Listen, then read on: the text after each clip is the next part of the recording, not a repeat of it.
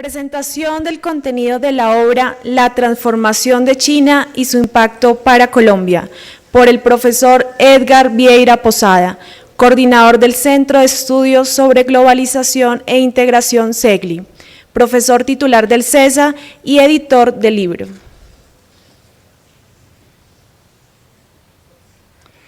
Bueno, muy buenas tardes para todos. Muchas gracias, muy contento de tener una tan numerosa el día de hoy y, como ha dicho José Manuel, poderle dar continuidad a este esfuerzo de investigación y publicación, en esta oportunidad ya no una cosa individual como ha sido el trabajo del primer libro, sino una cosa en asociación Araujo Ibarra con EAFIT y con la colaboración de Ricardo Duarte de la Cámara. Voy a hacer una presentación más o menos sencilla del contenido de lo que tiene cada uno de estos capítulos, sobre todo para mostrarles un poco un hilo conductor del mismo, porque tiene todas las variantes que ha explicado nuestro rector. Ese libro contiene 10 capítulos, más una introducción, una bibliografía supremamente amplia que puede servir hoy claramente de referencia para todos los investigadores sobre China. La actualizamos inclusive con la vinculación reciente del profesor Cruzfeld al CESA con otra listica adicional respecto a bibliografía y tiene pues por ese lado un servicio que prestar supremamente claro. Veamos algunos elementos respecto a los diferentes componentes de este libro. Por un lado, se trata de abordar una mirada de tipo económico y de tipo político con relación a este gigante, en donde podría comenzar con una cita, ahí se comió el nombre de Lee Kuan Yew, quien dirigió a Singapur por tantos años y que tuvo esa frase premonitoria. Él escribía esto en 1994. Ya advertía cómo la transformación del mundo producida por China daría un reequilibrio absolutamente mundial en 30, 40 años. Y eso es lo que el mundo hoy en día está buscando. ¿Qué papel va a manejar el resto del planeta frente al renacimiento de este gigante? Los objetivos ya los dijo José Manuel. Dos fundamentales: dar elementos de juicio al gobierno, que está exactamente en la etapa de definición de qué es lo que se va a hacer frente a China, y de otra parte servirle al empresario para tener ya un conocimiento mayor dentro de qué condiciones es que se va a poder mover para trabajar frente a China. En la introducción solamente retomo aquí 2, 3 cosas donde se muestra ese papel que va a tener ya China hoy en día a nivel mundial, saltando además las fechas. Todo lo que se ha venido prediciendo en los últimos años respecto a China ha quedado superado. China ya desde el año pasado, desde 2011, ya pasó a ser el primer exportador mundial, superando a Estados Unidos, superando a Alemania, superando a Japón, que un Lester Thurow en los 90 consideraba que iban a ser los grandes líderes comenzando el siglo XXI. Y ya los superó a todos, a los 3. En términos de producción medido en PIB, pues es el segundo ya a nivel mundial. Y lo que se anunciaba por allá para el 2030, ya hay estudios que dicen al 2017 China será el primer país del mundo también en materia de PIB. Mayor receptor en inversión extranjera directa, que es la esencia de la transformación china, como se va a comentar ya después en los diferentes capítulos.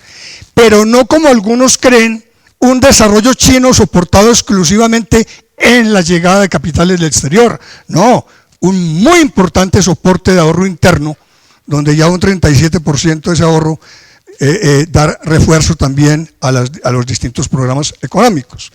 Con un crecimiento de la economía que en los últimos años no ha tenido nadie sobre la tierra. Es un país que creció por años de años a tasas entre el 9 y el 11% anual. Y hoy se escribe que es que qué vaina que China ya no va a crecer sino al 7%. Por Dios, cuando las otras economías del mundo desarrollado están con tasas negativas o creciendo al 0,5, al 1, al 1,5. China va a seguir creciendo entre 7 y 7,5%, que es una de las tasas más altas del globo. Ahora, que se vienen cambios y ajustes adicionales, evidente. La CEPAL, por ejemplo, menciona 3. Por un lado, todo un reposicionamiento en materia energética. China hoy en día puede ser ya simplemente el mayor quien más contribuye a la contaminación mundial. Luego, cualquier medida que tenga que ver de solución al problema de calentamiento global, etcétera, pasa por las medidas que China tome en materia ambiental. Luego, las reformas que se vienen al interior de China en esta materia son clarísimas. Igualmente, lo vamos a ver enseguida, cambia su modelo. Del modelo puramente exportador va a pasar a soportarse en el consumo interno, ya lo vamos a decir por qué. Y además tiene problemas serios de redistribución de ingresos, porque la concentración del desarrollo fundamentalmente en las costas ha creado unas diferencias enormes frente al interior. Pero esto es sustancial, que después desarrollado en los capítulos, pero que se anuncia, digamos, en la introducción. China ya no va a hacer énfasis únicamente en seguir siendo la megafactoría del planeta para trabajar exportaciones mundiales. Ya tiene una clase consumidora suficiente, una clase media importante, y China, en el 12º plan quinquenal, que va hasta del 2011 al 2015, ya es política oficial del Estado de que el nuevo énfasis se va a soportar es en consolidar el consumo interno. ¿Soportado también en qué? En otro elemento que es muy interesante para Colombia y tantos países que han visto todos estos años a China con espanto. Es que no podemos hacer ya nada porque China nos quiebra a todos con base en esa estructura de precios que maneja. Eso se está acabando, señores. Miren el cuadro. Son los vecinos los que hoy en día están produciendo por su contratación toda una serie de procesos a tarifa de hora regalada. Inclusive sin aumentar. Ustedes ven que en el año 2000 China estaba junto con Vietnam, Indonesia e India. Pues India sigue ahí abajo, con Indonesia, Vietnam un poco más arriba, y miren la subida del costo de hora hombre en China. O sea, en China está cambiando completamente las condiciones productivas. Y por eso ya pues, se va a ver en el libro los planteamientos de recolonización de Colombia actuar inclusive como una plataforma exportadora, en la medida que hoy están saliendo empresas de China para relocalizarse a través del planeta. El capítulo primero, y por eso en el ordenamiento que le hicimos, lo pusimos de primero. Juanita Cepero, egresada del CESA y consultora de Araujo Ibarra, nos colabora con una visión histórica, puesto que aquí estamos también tratando de uno de los imperios de mayor tradición e historia a nivel mundial, un país milenario, un país de más de 4.000 años de historia, un país con 3.500 años de su escritura, un país con dinastías de todo tipo. Aquí está el primer emperador que complementó la muralla china y también fue el autor de los guerreros de terracota. De ahí viene toda una sucesión de dinastías distintas que están analizadas perfectamente en ese primer capítulo por Juanita, y que dan entonces una visión histórica de este país para además en el relacionamiento comercial y en las condiciones de negociación que se van a tener con China, tener presente las diferencias culturales. Estamos hablando de una cultura milenaria, distinta, oriental, con una serie de valores propios.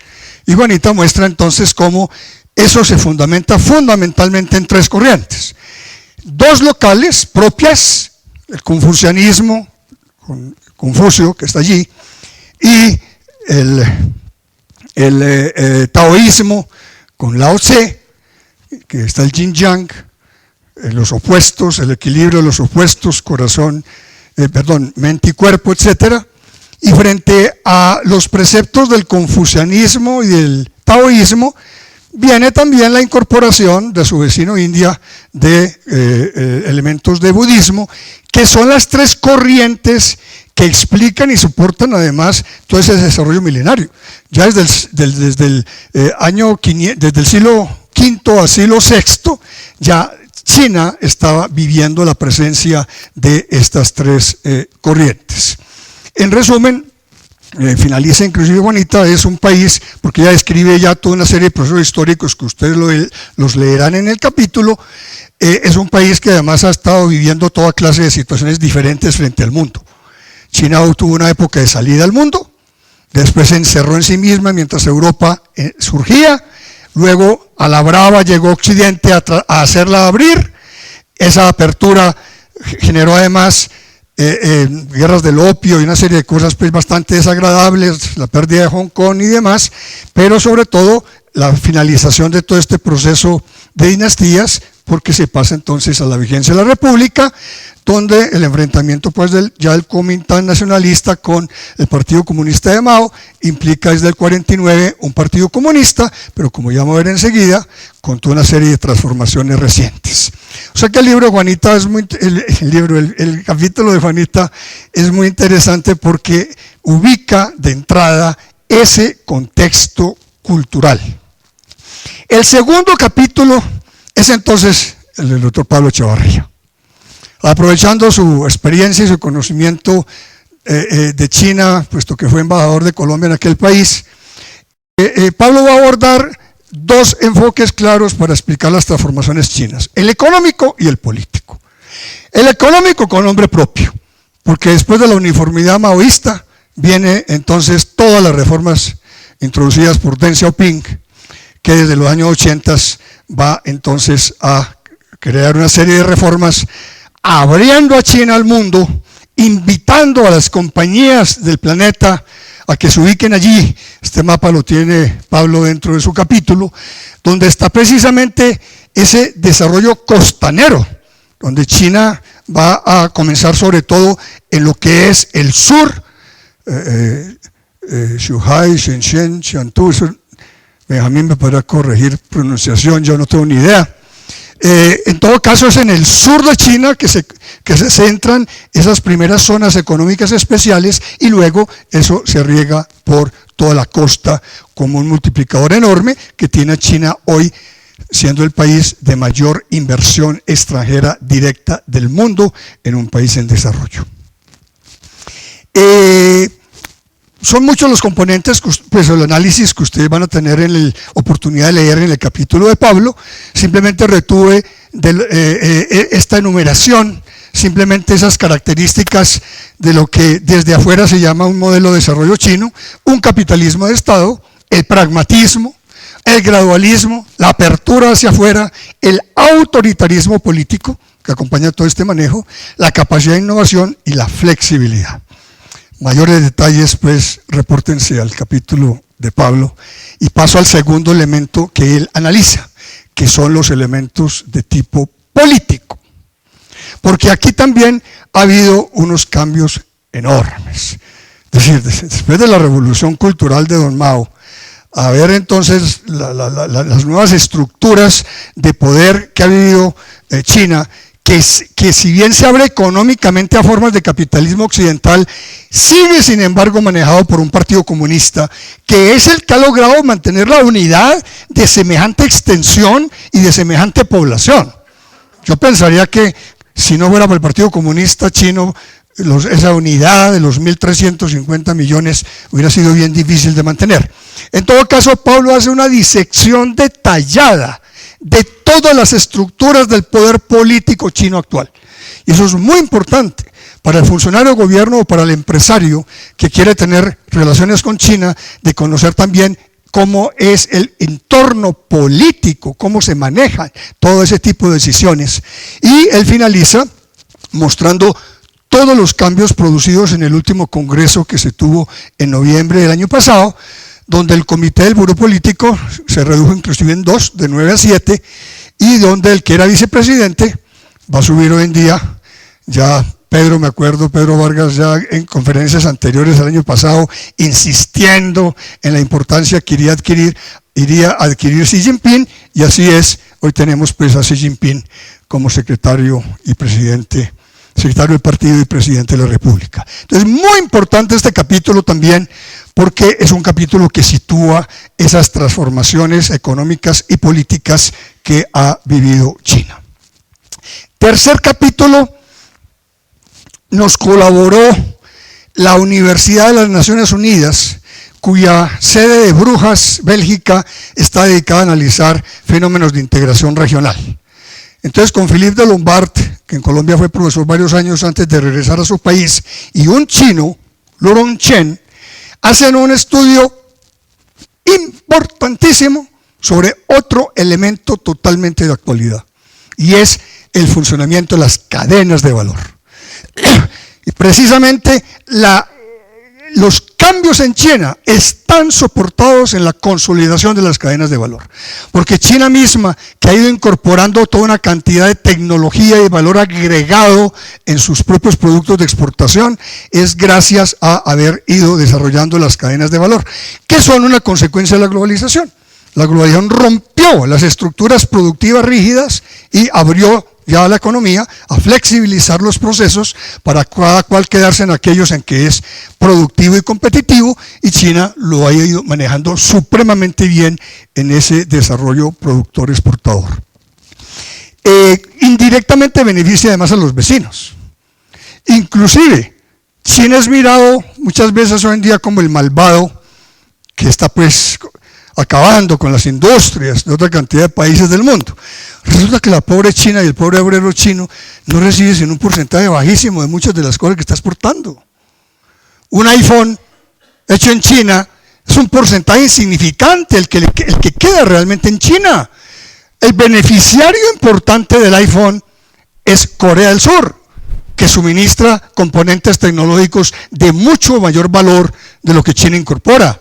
Hoy en día, por su contratación, países vecinos, como ya hemos visto de salarios mucho más bajos, Camboya, Vietnam, etcétera, que están entonces beneficiándose también de todas estas situaciones.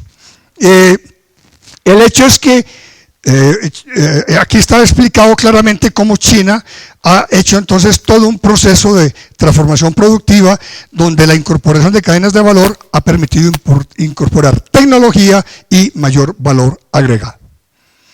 El capítulo cuarto, tenemos la colaboración entonces de otra egresada del CESA, de Laurita Valle, que es activa miembro también de nuestro centro, del SEGLI, y que va entonces dándole continuidad a un hilo conductor, ya a entrar a analizar qué pasa con los cambios frente al consumidor. Porque aquí también los cambios internos en China son impresionantes. Hay un solo cuadrito que extraje, que lo voy a mostrar enseguida, donde muestra una realidad en 2010, otra en 2010 y otra en 2020. China está cambiando totalmente a pasos acelerados de década en década, incorporando pues toda una serie de patrones de consumo occidental, esos aumentos de salarios que ha dado entonces una estratificación ya de capas sociales con ingresos supremamente distintos, pero cada vez con gente con una capacidad de consumo que nunca tuvo y que hoy en día permite también entonces, como si fuera Occidente, a trabajar entonces unos segmentos de mercado completamente diversificados. Y esta es la muestra que les digo. 2000, 2010, 2020. Las familias con menos de $6,000 año eran un 36%, que bajaría a un 7%. En cambio, las que están entre 6,000 y 16,000 también se reducen, suben a 82, pero se estabilizan en 36, porque en cambio las de 16,000 a 34,000, que aquí apenas estaban en 1, pasan a 6 y serán más de la mitad de esa población consumidora china. E inclusive una nueva clase adinerada dentro de China, con más de $34,000 año, que aquí no existe, aquí ya era el 2%, y en el 2020 será el 6%. O sea, los cambios que se están dando en China son totales y eso es lo que alguien que quiera pensar en hacer negocios con China tiene que tener presente. Entonces, Laura muestra no solamente todos estos cambios de estratificación que van a generar una serie de nuevos consumidores totalmente diferenciados, sino que además esas diferencias de consumidor las toca ella en otros elementos, como los cambios a nivel de población. En China el envejecimiento es impresionante, entonces inclusive muchos de estos futuros consumidores va a ser inclusive adultos mayores con capacidad de compra. En género, con una previsible mucho mayor incorporación de la mujer en el mercado laboral y por consiguiente en su capacidad también de consumidora. Y también finalmente Laura toca qué pasa a nivel de los principales sectores, porque China, de depender únicamente de gastar en cosas básicas, ya se va acomodando con los mayores ingresos a nuevos gastos totalmente distintos y diferentes. Gastos en turismo, en cosas de salud, en dotar la vivienda, en fin, en una serie de cosas nuevas, cuando antes era básicamente comprar el alimento y vestirse. O sea, el cambio previsible en el mercado chino es total y los invito pues a que vean el artículo de Laura Ovalle. El siguiente capítulo, el quinto, me corresponde y allí desarrollo un poco una explicación de qué política comercial ha venido manejando China y el impacto en sus relaciones con nosotros. Parto de otro elemento tranquilizante. Antes del 2001, evidentemente, había que tener mucho temor de China, porque era un país que al fin y al cabo en los negocios internacionales no iba a seguirse ni a guiarse por reglas de juego universales. Hoy en día, ya con la presencia de China como miembro formal de la OMC, de la Organización Mundial del Comercio, ya por lo menos todo empresario o gobierno que vaya a tener negocios con China ya sabe que hay unos parámetros sobre los cuales actuar en los procedimientos que haga China en su comercio exterior. Entonces analizo las normas que maneja China de comercio exterior, qué normas facilitan comercio, cuáles hay de defensa comercial, a nivel de dumping, de salvaguardias, etcétera, y normas sanitarias, normas técnicas o normas de propiedad intelectual, que es otro elemento de transparencia también ya del mercado chino al tener normas en la materia. La otra parte, la segunda parte del capítulo analiza es el relacionamiento nuevo que China va haciendo al mundo. Mientras el mundo, en América, en Europa, manejó hace tantos años temas, por ejemplo, de acuerdos de integración, Asia no. Asia recientemente que entró en esta onda, pero entró. Y ya China hoy en día, como ven, a finales del 2011 ya tenía 15 negociaciones de acuerdos de libre comercio. Recientes, pero ya es un cambio total. Y dentro de eso, lo que se viene. Porque es que yo leía hasta el año pasado toda una serie de justificaciones de que eso de los tres juntos, China, Corea del Sur y Japón, era un imposible. Que los intereses contrarios de ellos tres nunca se podrían poner en una mesa, pues ya arrancaron este año. En marzo del 2013 se iniciaron las negociaciones de China, Corea del Sur y Japón para armar un TLC. Y esos tres se le van a sumar a los 10 de ASEAN, donde están los tigres asiáticos. Singapur, Malasia, Indonesia, Filipinas, etcétera. Y a eso se le suma India, Nueva Zelanda y Australia, que sumándose en un más 6 estarían China, Corea del Sur y Japón. Los de ASEAN y Australia, Nueva Zelanda e India armando una asociación económica regional integral. Este sería el mayor esquema de integración del planeta y es simplemente para mostrar que los cambios de China los tengo que ver no solamente como China, sino con la inserción que China en su espacio asiático está realizando. Gráficamente ahí lo tienen, los tres gigantes arriba, China, Corea del Sur y Japón, aquí abajo todos los integrantes de ASEAN y la sumatoria entonces que habría en el ASEAN más 3. Y en el TPP, que arrancó apenas con 4 países muy pequeños, esto ha ido creciendo de una manera espectacular. Ya Estados Unidos, Canadá y México están, Japón acabó de entrar, Australia también se sumó, más otros países, Chile y Perú también están fuera de México. En fin, la nueva realidad también aquí es una negociación muy concreta, intercontinentes dentro del TPP. Y termino mostrando cómo Colombia, dentro de este panorama, lo que tiene que hacer es aprovechar la Alianza del Pacífico. Ya con socios como México, Perú y Chile, Colombia tiene todas las oportunidades de desarrollar acciones conjuntas e ir juntos a los mercados de Asia-Pacífico. Incorporando también nosotros cadenas de valor. Así como China lo ha hecho, no es pensar tradicionalmente en cuál es el productico completo que es que voy a vender. No.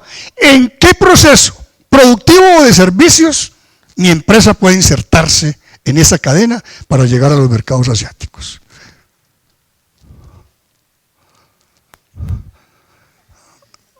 Asistencia técnica. Venga ahí.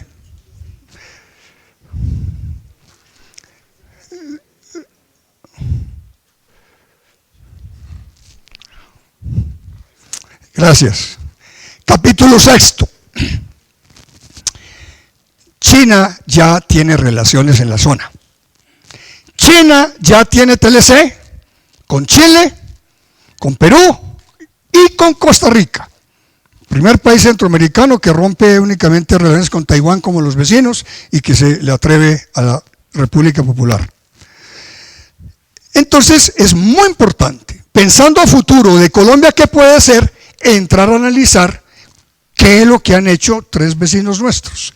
De eso se ocupan María Camila Moreno de Araujo Ibarra, que está ahora haciendo una maestría en Suiza, y Adriana Roldán del Centro de Estudios Asia-Pacífico de la EAFIT, que van a tomar los 3 acuerdos hechos por China con Chile, Perú y Costa Rica, van a analizar todos los tiempos de apertura y desgravación, van a analizar toda la situación de productos sensibles que quedaron excluidos y van a analizar inclusive el potencial que, por ejemplo, Chile muestra en toda una serie de nuevos renglones de exportación. Dejo únicamente la mención de lo de los sensibles, que me parece interesante. Muchos tienen el temor de que como uno negocia con Chile todo el universo arancelario. Es que China no está exigiendo eso. Y ahí tienen los productos que logró exceptuar Perú, que logró 592 productos, Costa Rica 591 productos y Chile 214. O sea que eso también es importante para el gobierno colombiano y para el sector privado para ver una futura negociación con Chile. Capítulo 7. Ya no solamente lo de bienes y más, sino ver algo en materia de inversión. Aquí María Camila de Araujo Ibarra hace entonces un análisis, por un lado, de cómo ha ido manejando la política externa China con América Latina, donde ya tiene socios estratégicos como Brasil, Argentina, y en cambio Colombia apenas estamos en un plan de cooperación. O sea, nosotros no estamos situados en el mismo plan de consideración de China frente a otros vecinos latinoamericanos.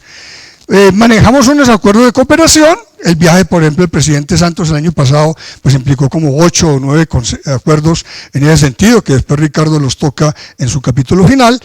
Y ya María Camila entra más bien a identificar cómo China, que hoy ya está saliendo al mundo a invertir, por las reservas enormes que tiene, ha ido invirtiendo en América Latina.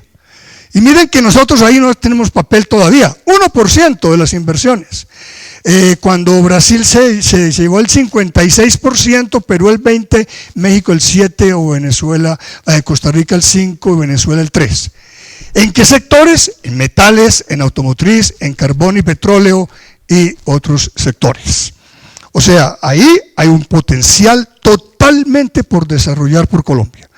Porque los chinos están entrando muy fuerte a América Latina, pero no aquí, a otros países de América Latina.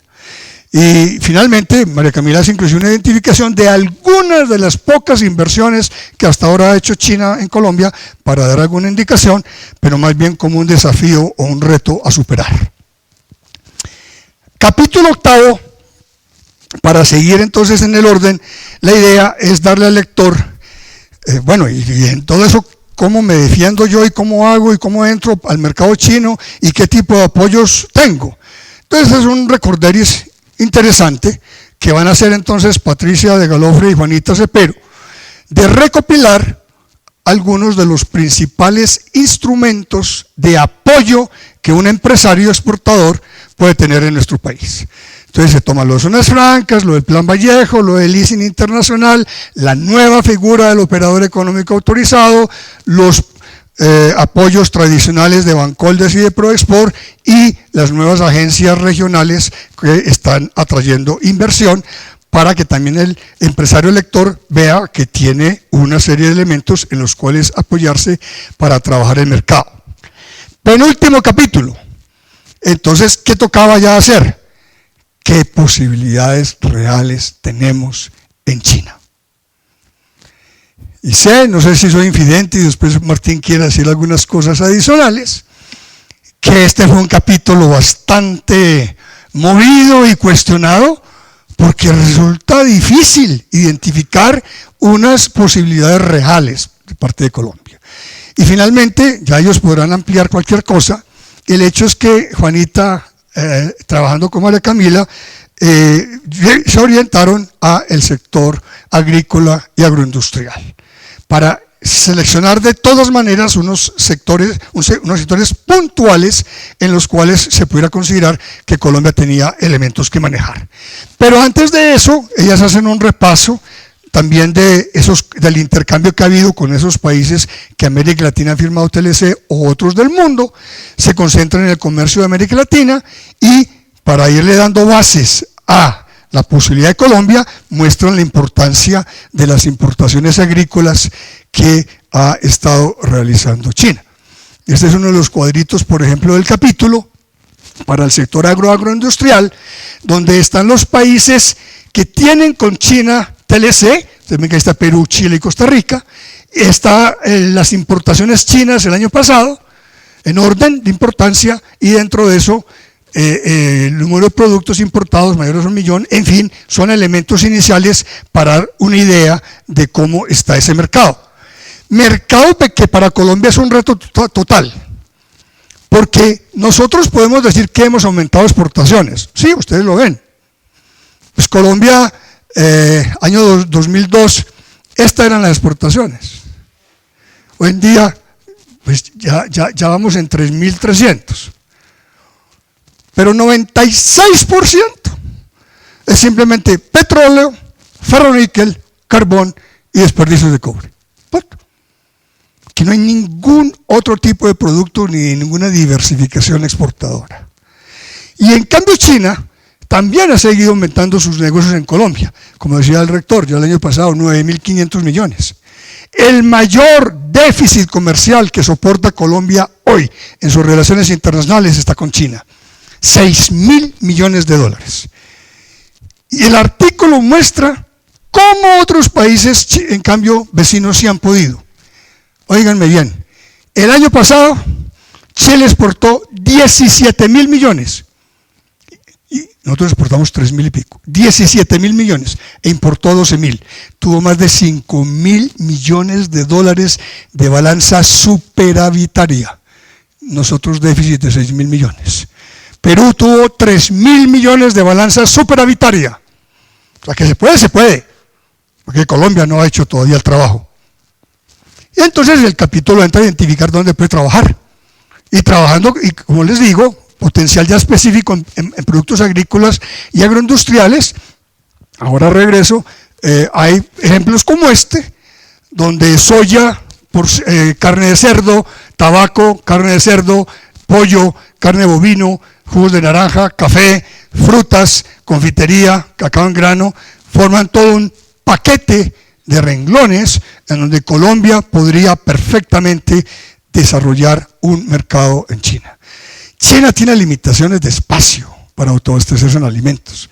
China necesita importar productos agrícolas y agroindustriales. Y Colombia es un país que tiene con qué desarrollar producción exportable agrícola y agroindustrial. Es un tema concreto que el capítulo de Juanita y de María Camila nos ofrece. Y terminan con dos cosas importantes además. Ya decíamos al principio, con la subida de sueldos en China, muchas empresas que se han ido a China están regresando a Estados Unidos, regresando a México, regresando a otros sitios donde han partido para irse a ese país de los salarios tan bajos que era China.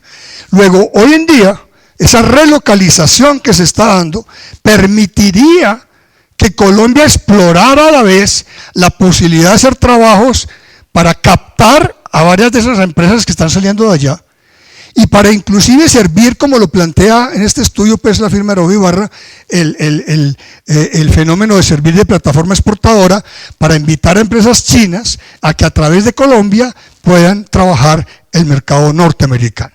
Las posibilidades pues concretas están establecidas en el capítulo. Por último capítulo, donde invitamos a Ricardo a que nos colaborara, que ha venido sabiendo que él ha explorado tanto las condiciones de acercamiento con China, trae además su experiencia de haber sido negociador de TLCs y viceministro en el Ministerio de Comercio, y hoy en día ya consultor privado, que nos hiciera unas reflexiones finales de cómo vería que Colombia podría entonces tratar de manejar su política de aproximación con China. Esos son los elementos que nos incorpora entonces Ricardo, sobre la percepción que hay aquí de China, el componente económico, las condiciones de intercambio, el trabajar inversión, financiamiento y turismo, en el movimiento de personas, en fin, unos elementos que seguramente ahora un poquito en el panel les daremos tratamiento. Esto es entonces todo, muchas gracias.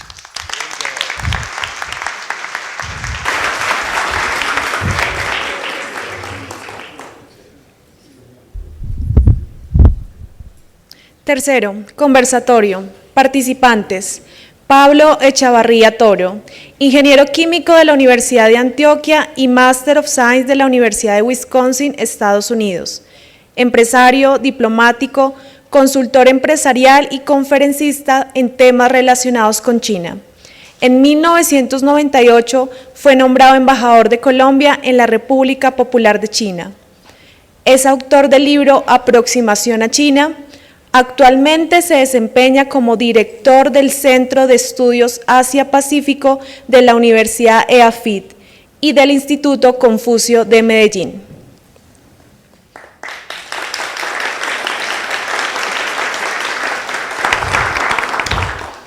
Martín Gustavo Ibarra Pardo, abogado economista de la Pontificia Universidad Javeriana.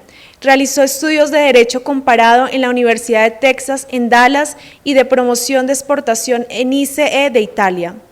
Participó en la misión del Banco Mundial que creó las Zonas Económicas Especiales de China en 1983 y ha colaborado en la reestructuración de los mecanismos de comercio exterior y aduanas de varios países, incluida la creación del Ministerio de Comercio Exterior de Colombia en el año 1991.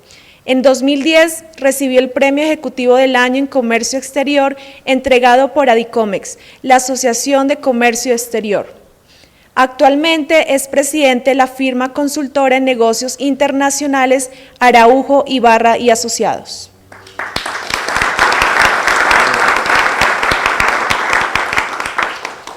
Ricardo Duarte Duarte, abogado de la Pontificia Universidad Javeriana en Bogotá, con estudios de posgrado en Gobierno, Gerencia y Asuntos Políticos de Columbia University y en Derecho de los Negocios Internacionales de American University Washington College.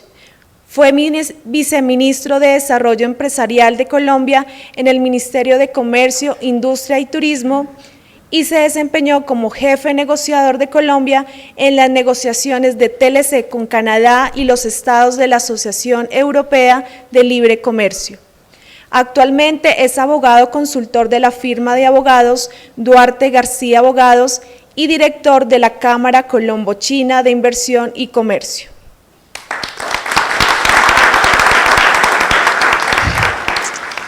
Este panel será moderado por el profesor Edgar Vieira Posada. Perdón, Catherine. Tranquilo. Muy bien, ya ven entonces el lujo de panel que tenemos para hacer unas reflexiones finales de 10 a 12 minutos cada uno de los panelistas alrededor pues de varios de los temas que están aquí tratados en el libro. Comenzaríamos con Pablo Echavarría, sobre todo con ese análisis tan profundo que él hace de las transformaciones económicas y en particular políticas, para que contara un poco cómo ve esas transformaciones y cambios políticos recientes con Xi Jinping, a dónde pueden llevar esto a China y qué puede esperar Colombia. Pablo. Gracias, señor rector José Manuel Restrepo, por esta invitación, al profesor Edgar Vieira. Pues yo creo que poco tengo que decir después de la presentación tan magnífica que nos hizo el profesor Vieira. Sin embargo, a mí me cupó la responsabilidad de escribir el capítulo sobre la transformación económica de China y el sistema político de China. Yo considero que es fundamental para funcionarios del gobierno, para empresarios, para personas que quieren vincularse con China y establecer una relación a largo plazo, conocer cómo funciona el sistema político de China. Porque China es un país muy vasto, muy complejo y muy diverso, y que hay que entenderlo bien. Es necesario entonces comprender el papel del Partido Comunista de China, que fue el fundador de la República Popular China y entre otras cosas se considera el dueño de la nación, y que desde el 1 de octubre de 1949, cuando se fundó la República Popular China, viene gobernando sin interrupción a China, después el partido de gobierno de China. Pero también es necesario entender el papel que juega el gobierno como ejecutor de las políticas trazadas por el Partido Comunista. Y por supuesto los militares, a cuyo cargo está la defensa de la soberanía nacional, y entender cómo se entrelazan esos tres poderes bajo el liderazgo del Partido Comunista. Ese es básicamente el tema que se aborda en el libro para explicar el sistema político de China, que me parece que sí es muy importante entenderlo. Y esto me recuerda una entrevista que hace unos 3 o 4 años le hicieron al presidente de Carrefour, que por otra parte tiene una presencia muy, muy importante en China. Decía el presidente de Carrefour: cuando un presidente de una multinacional va a China, normalmente lo recibe el presidente de la República Popular China. A mí me recibió Hu Jintao, que entonces era el presidente de China. Pero dice él, uno no se debe contentar solamente con eso, sino que todos los funcionarios de las compañías que tienen operaciones en China, en mi caso los funcionarios de Carrefour, a nivel de provincia y a nivel local, deben establecer relaciones estrechas con los funcionarios del partido y del gobierno, establecer lo que ellos llaman guanxi, porque precisamente serán esos funcionarios del partido del gobierno que pueden facilitar u obstaculizar que la compañía pueda llevar a cabo sus desarrollos. Entonces yo resumo, se trata de explicar en una forma detallada cómo funcionan tanto el partido como el gobierno como los militares. En la otra parte final del libro se trata de explicar la transformación económica de China desde el año 49, cuando se estableció una economía planificada, y cómo después del 1978, con el proceso de reforma y apertura liderado por Deng Xiaoping, ya se le dio juego al mercado. Realmente China ha establecido un modelo muy particular, que ellos lo definen muy bien, con características chinas. Y es un modelo que, viendo las estadísticas de las últimas décadas, pues tiene unos resultados asombrosos. Como lo decía el profesor Vieira, en los últimos 30 años ha crecido en promedio al 10% anual, ya la segunda economía del mundo, ha acumulado las mayores reservas internacionales del mundo, 3,3 trillones de dólares, utilizando el término anglosajón, tiene un comercio exterior muy dinámico que la convirtió ya en la primera, es el país con el mayor volumen de exportaciones del mundo, y sobre todo, y quiero enfatizar esto, porque esto lo anota el Banco Mundial en un informe publicado el año pasado, cuyo título es China 2030. Ese informe del Banco Mundial dice que en esos 30 años China fue capaz de sacar de la pobreza absoluta 500 millones de personas. Es decir, en estos 30 años China ha realizado un desarrollo económico absolutamente asombroso, como lo dicen todos los analistas, que no se ha visto nunca en la historia de la humanidad.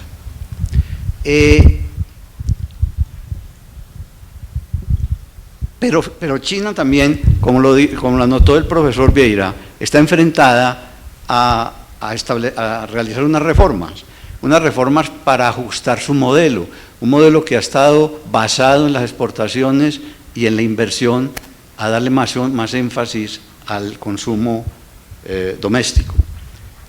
Se pregunta uno, ¿podrá realizar esas transformaciones? Seguramente que sí. Seguramente que sí, porque China tiene una clase dirigente excepcional, que ha sido capaz en los últimos 30 años de sortear con éxito todos los obstáculos que se le han presentado. Y uno puede anticipar que se van a encontrar el camino para realizar las reformas. Ya para terminar esta breve introducción, esos breves comentarios míos, quiero referirme a un estudio reciente publicado por the European Council of Foreign Relations, que anota lo siguiente, dice, a la quinta generación de líderes le va a corresponder la enorme tarea de hacer esos ajustes en el modelo de China. Esa quinta generación de líderes que está liderada por Xi Jinping. Vale recordar entonces que la primera generación, el personaje principal fue Mao, la segunda Deng Xiaoping, la tercera generación Jiang Zemin, la cuarta Hu Jintao y ahora Xi Jinping. Esta generación entonces va a tener esa enorme responsabilidad.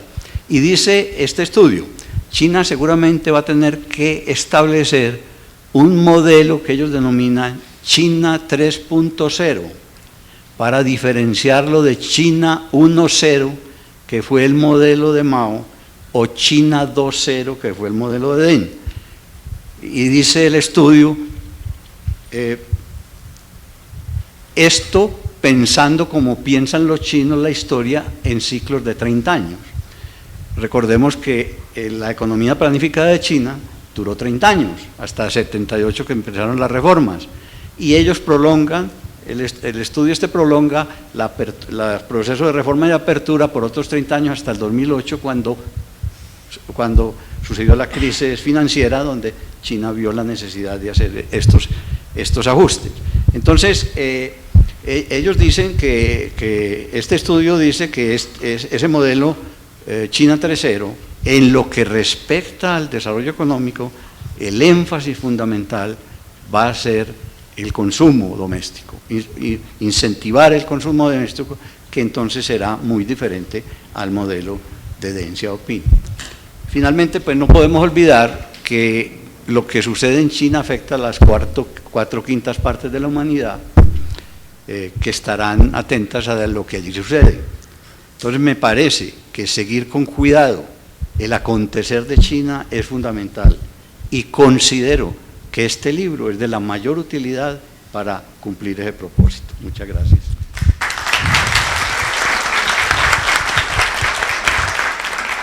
Muchas gracias, Pablo. Ahora entonces buscaríamos que Martín Gustavo, con su amplia experiencia ya en términos de negocios y de exploración de potencialidades para el país, hiciera también alguna reflexión ya respecto a ese mundo de posibilidades que Colombia eventualmente puede manejar. Martín. Muchas gracias, Edgar. Pues, en primer lugar, yo no tengo sino palabras de agradecimiento con el CESA y con mis compañeros de aventura en este libro por el privilegio de haber hecho parte de él. Como decía don Adolfo Carvajal, una idea sin dueño es una idea sin límites. Y aquí hay un ejemplo de esto. Y además el CESA está cumpliendo a 2 de los 3 objetivos que debe hacer un hombre antes de morir, que es sembrar un árbol, aquí veo que han sembrado varios, y escribir un libro. Entonces eso se me hace magnífico. El primer punto interesante de debate fue el nombre del libro. Habían algunos que opinaban que se iba a llamar La transformación de China y su impacto para Colombia, pero había otra teoría, era el impacto de la China en la transformación de Colombia. Porque realmente China está transformando a Colombia, y este es un punto que me quisiera referir, pues sí, antes subrayar que este fue un trabajo de equipo, con Patricia Galofre, con Juanita Cepero, con María Camila Moreno, en donde además nos lo gozamos muchísimo, porque hay una cantidad de debates alrededor de los diferentes capítulos. Y cuando uno ve a China, lo puede ver desde muy diferentes aristas, bajo el punto de vista colombiano. Lo puede ver en primer lugar como un modelo de metamorfosis. Hace 30 años Colombia y China tenían algo en común, eran los 2 países más cerrados de sus mutuos hemisferios.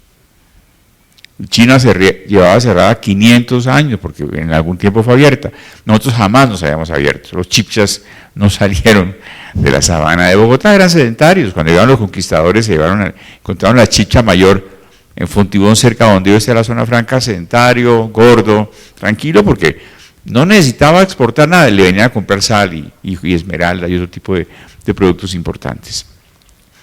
Y 30 años después China se abrió y Colombia está tratando de abrirse, pero China se abrió de una manera diferente a Colombia.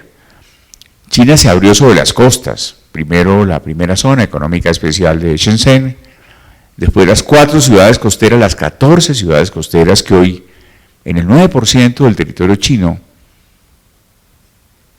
capturan el 80% de sus exportaciones y la mitad de su Producto Interno Bruto.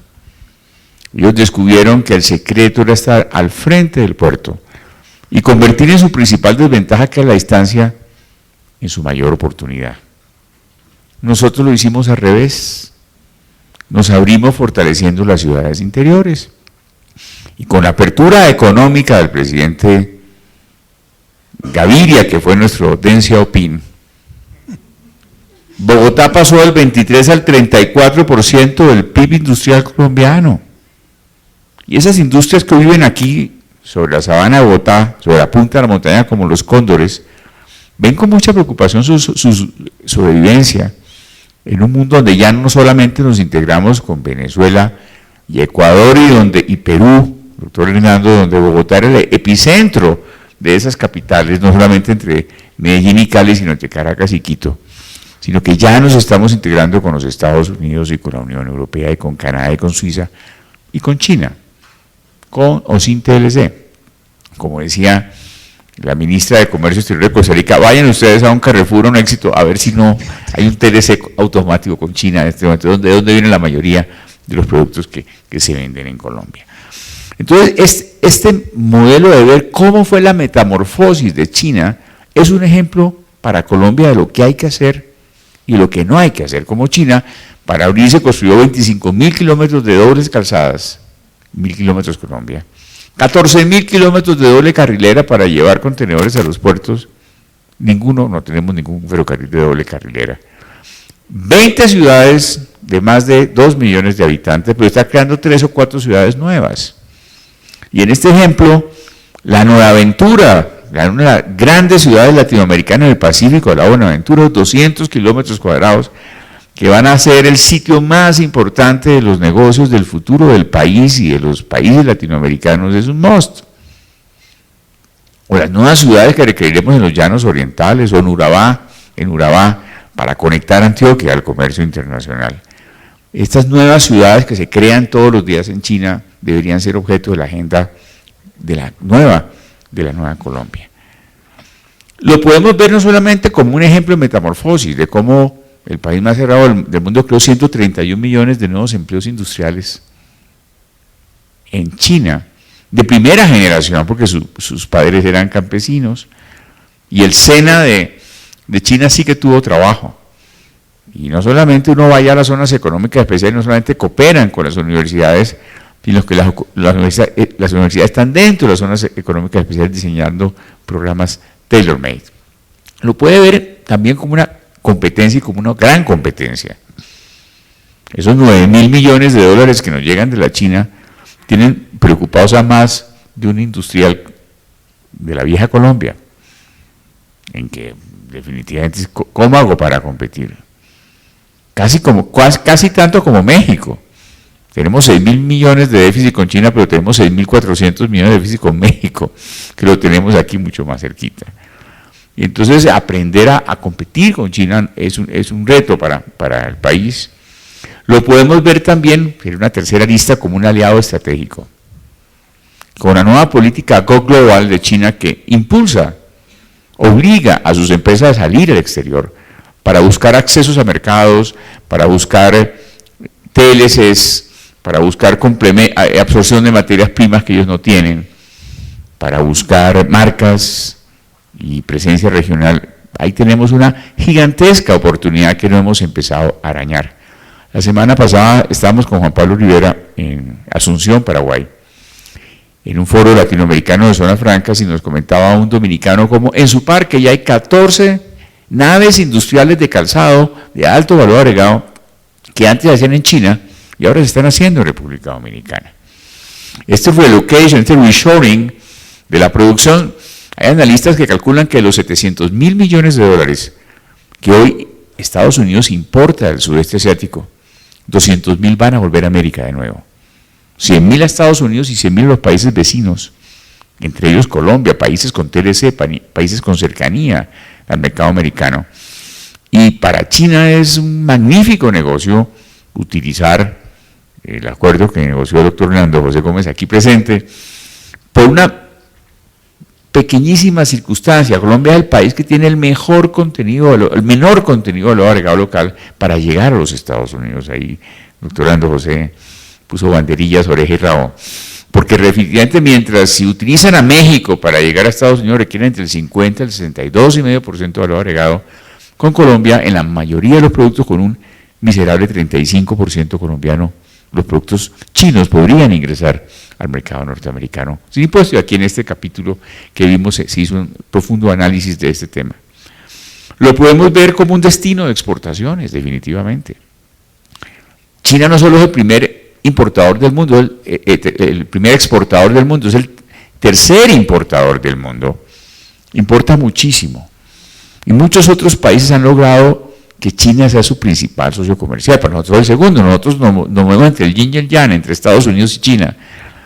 Para Brasil, para Argentina, para Perú, para Chile, para Estados Unidos, China es su primer socio comercial. Han logrado hacer del mercado chino, de las importaciones incrementales chinas, un gran negocio. Muchos de ellos sin Pacífico. Cuando Brasil exporta a China o cuando Argentina exporta a China, le toca dar la vuelta al continente, bien por el estrecho de Magallanes, bien por el canal de Panamá. Y es aquí donde nos divertimos mucho analizando los 14 TLCs que tiene China con diferentes países del mundo. Y veíamos cómo nuestros productos ofensivos han sido unánimemente excluidos de estos TLC, los productos agrícolas. Y nos decían, entonces, ¿para qué nos sirve un TLC?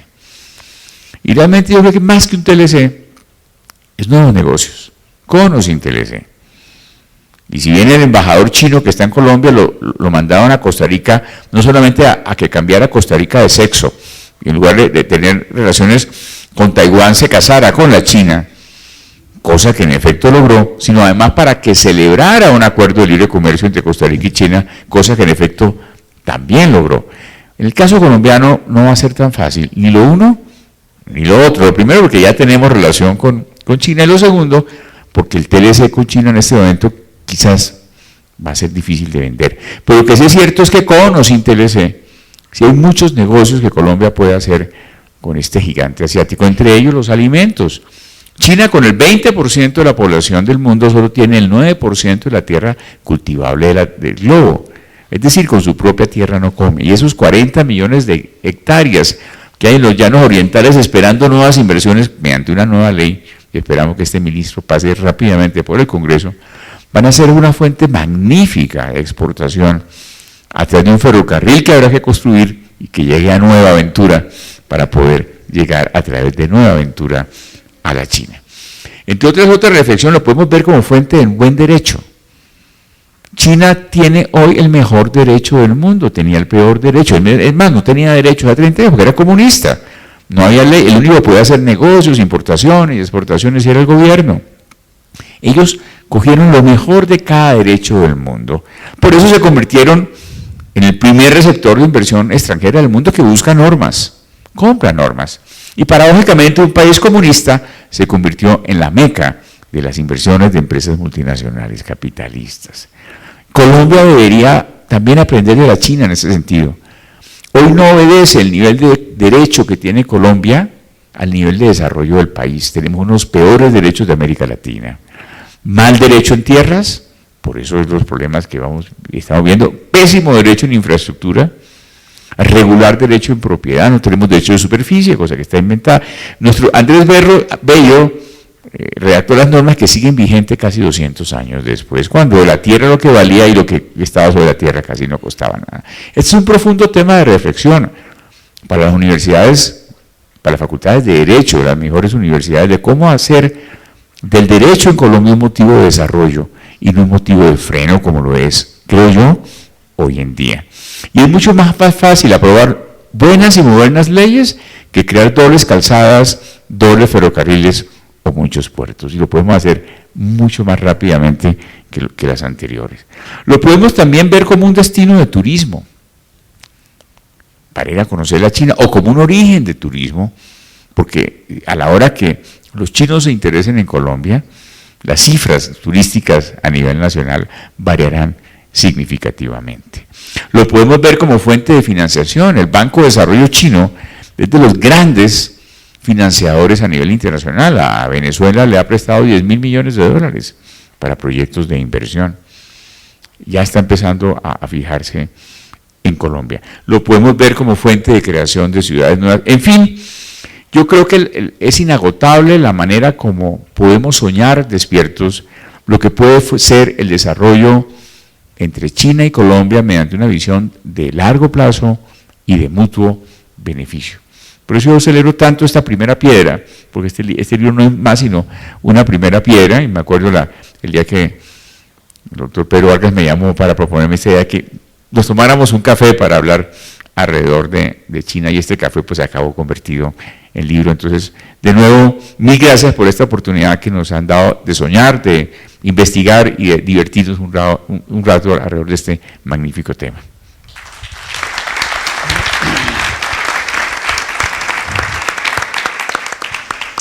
Bien, entonces para finalizar, le invitaríamos a Ricardo a que nos haga ya unas breves reflexiones sobre cómo Colombia podría poner en práctica ese acercamiento con China. Bueno, muchas gracias primero al César, al señor rector, al CEGLI, a todo su equipo en el CEGLI, y veo muchas caras conocidas de amigos de gobierno, del sector privado y de la academia, o sea que creo que se está motivando precisamente lo que uno busca en la academia, que es el debate de ideas.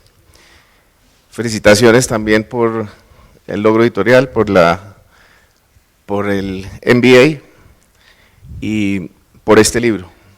Tenía yo un reto difícil al momento de decir cómo concluyo un libro para trascender y que no sigamos hablando de un cuento chino. Llevamos 33 años de relaciones diplomáticas y uno dice, bueno, mejor no puede estar el diálogo político. Cada año que pasa, uno ve que el gobierno va, se reúne, participa en sesiones, lo propio ocurre con el sector privado, lo propio ocurre con la academia, y uno no ve que trascendamos del diálogo político. Nosotros hicimos en la Cámara Colombo-China un ejercicio de revisar cuántos memorandos de entendimiento, cuántos acuerdos de cooperación, cuántos escritos que tanto requiere el colombiano para tener la confianza de dar un paso teníamos en la historia de esos 33 años de relación, y encontramos más de 30 instrumentos. Y digo instrumentos porque los hay de las manifestaciones de intención, como los memorandos de entendimiento. Pasamos por 2 acuerdos que rigen hoy en día, de los años 80, un acuerdo comercial, un TLC tipo modelo 80, un Renault 4, pero hoy tenemos una ley que podemos utilizar. Tenemos un acuerdo de cooperación económica de los años 80, que igual surtió todos los trámites para hacer un tratado que está vigente. Y para hablar de los de la última generación, tenemos un acuerdo de promoción y protección de inversión vigente desde julio del año pasado, y hemos suscrito en la visita del presidente Santos 9 memorandos de entendimiento, nuevamente haciendo manifestaciones de que vamos a hacer una cantidad de cosas. Entonces, claro, le entra a uno la preocupación de si estamos o no trascendiendo el cuento chino. Y uno dice, bueno, entonces, si ya firmamos un memorando de entendimiento que dice vamos a estudiar la factibilidad de un acuerdo de libre comercio, y se firma en mayo diciendo ese estudio va a durar 1 año, y estamos en octubre de 2013 y no nos hemos reunido la primera vez, y cambia la percepción en Colombia de los beneficios de los acuerdos de libre comercio, y cambia esa percepción de ser una nación influyente en los destinos de un país como un modelo emergente que hace las cosas distintas a como las hemos hecho en el país, y ahora China está en la cabeza de todos como una amenaza, o por lo menos en cabeza de los industriales fundamentalmente. Nosotros cuando nos relacionamos con los industriales y les decimos, bueno, cuéntenos cómo va con China, y dicen no, eso es una amenaza. Acto seguido uno le preguntan, bueno, ¿y cuáles son tus proveedores? A unas compañías chinas buenísimas. Entonces uno dice, bueno, entonces ¿qué eres? ¿Son tus enemigos o son tus amigos? En ese conflicto vivimos los colombianos, no nos hemos podido definir cómo nos queremos engranar con la China. Y si uno dice entonces, bueno, vamos a mirar los componentes de esa relación económica, mira uno el primer componente, que es el componente de comercio. En el año 2012, entre China y América Latina, y esto ya para ir aterrizando, hiciste una presentación perfecta de lo que es China en el mundo. Entonces uno dice, ¿cómo dimensiono la relación de China con Colombia? Entonces uno dice, bueno, ¿cómo es esa relación de China con América Latina para ver yo cómo juego en América Latina? Entonces empieza uno con comercio. Entonces, en comercio, China y América Latina tuvieron un comercio global de 261 billones de dólares. En el mismo año, Colombia y China tuvieron 13. O sea que estamos mal contados, hablando del 5% de todo el comercio que China tuvo con América Latina, lo hizo con Colombia. Entonces uno dice, bueno, de esos 13, ¿cómo es la composición? Ya lo vimos en la gráfica. 3 son de Colombia, en exportaciones. Entonces uno dice, en esas exportaciones, ¿cómo es la composición? El 85% de las exportaciones son productos mineroenergéticos. Y uno dice, bueno, de esos productos mineroenergéticos, de esos 3.300 millones, de esos 3.300 millones de dólares, ¿cuánto pesaron los productos mineroenergéticos? 85%. ¿Cuántas empresas exportaron de Colombia a China? ¿Saben cuántas? 283 empresas. Y uno dice, bueno, esa es la fuerza del tejido empresarial exportador de Colombia. Y cuando uno dice, bueno, y de esas mineroenergéticas, ¿cuántas exportaron? Y encuentra uno que 5 empresas manejan hoy el 85% de las exportaciones. Entonces ahí es cuando le entra uno el cuestionamiento de decir, bueno, y esas son las que estarían inicialmente llamadas a multilocalizarse en un escenario de cadenas, de cadenas globales de valor. Entonces uno dice, bueno, estamos lejos en materia de comercio, pero entonces dice, bueno, miremos el tema de financiación. Hay un estudio que dice, del 2005 al 2012, ¿cuánta fue la financiación de China en América Latina? Hoy la estuvimos revisando con el presidente de Bancoldex. 85.000 millones de dólares, 85 billones de dólares. ¿Cuánto ha sido la financiación de China a Colombia? Entonces, unos dicen la estadística, ser pollitos. Otros dicen no, pero ya participaron conjuntamente con el Banco Interamericano y con CAF en la financiación de los 390 millones de dólares que se le dio para el aeropuerto El Dorado, y en eso el Banco de Desarrollo Chino puso 175 millones de dólares. Digamos que puso 175 millones de dólares, de 85.000 millones de dólares, de 85 billones de dólares.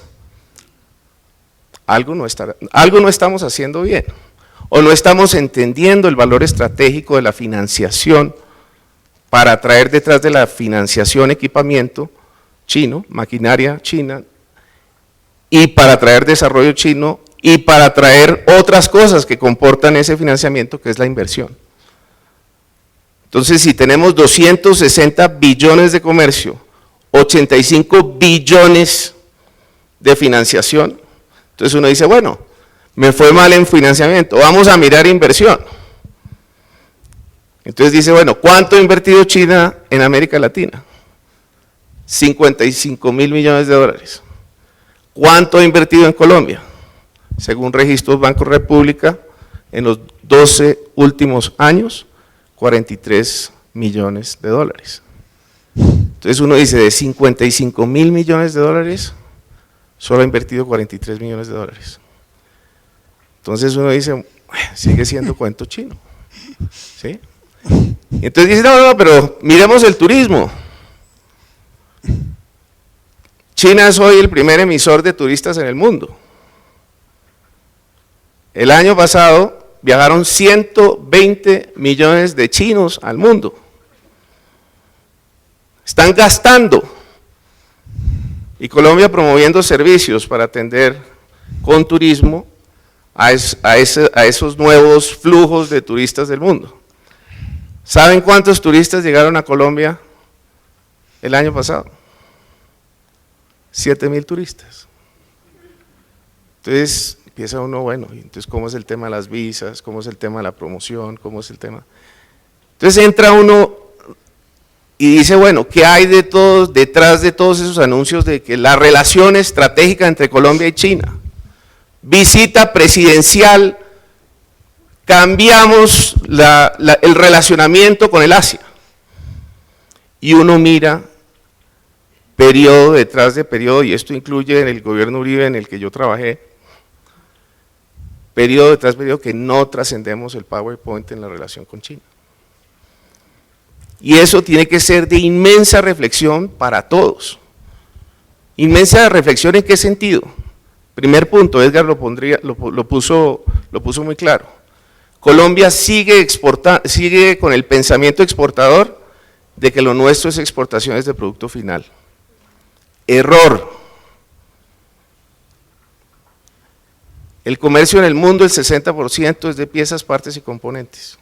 No es el 60% de bienes finales, piezas, partes o componentes. Y Colombia promociona es bienes finales. Entonces hay un 60% que no estamos promocionando. El 40% en contenido extranjero de un producto hoy es importado.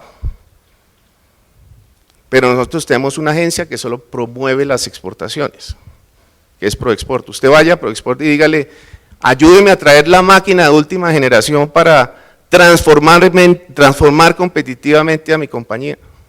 Proexport le dice, no, lo mío, mi mandato es promover exportaciones no tradicionales. Usted vaya, busque la máquina donde quiera. El comercio no es de exportaciones, el comercio es expo-impo. China nos enseña que es un magnífico importador antes de ser un gran exportador. China sabía que no tenía todo para ser el mayor exportador del mundo. Y eso no lo hemos entendido. El lunes pasado salió, o bueno, no sé la fecha, pero la semana pasada se aprobó el COMPES que promueve la inversión de Colombia en el extranjero. Se le amplió el mandato a Proexport para invertir, para acompañar a los empresarios colombianos a invertir afuera. Celebro esa decisión. Pero acto seguido uno dice, al primer país que usted tiene que hacer un esfuerzo de acompañar a los empresarios para que inviertas es en China.